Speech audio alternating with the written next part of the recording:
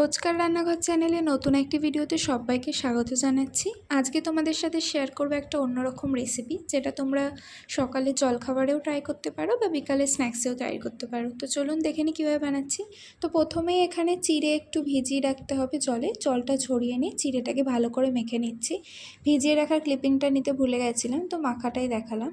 এবার কড়াইয়ে একটু সর্ষের তেল দিয়ে সর্ষে ফোড়ন দিয়ে আর কারি পাতা দিয়ে একটা স্টাফিং মতো বানিয়ে নেবো, যেটায় গ্রেটেড আলু দিচ্ছি।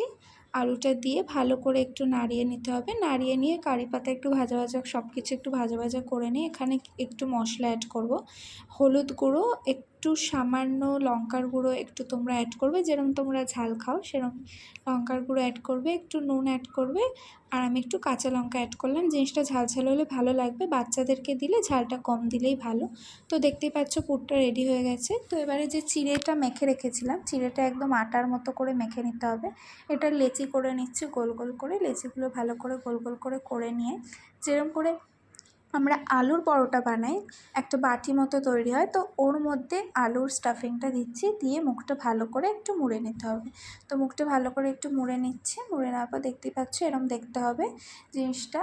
আবার সবকটা রেডি করে নিলাম। রেডি করার পরে একটা থালায় একটু তেল মাখিয়ে জলটা গ্যাসের ওপর দিয়ে থালাটা বাটির ওপর দিয়ে ওই গোল গোল যেগুলো বানিয়ে রেখেছিলাম ওইগুলো দিয়ে দিতে হবে।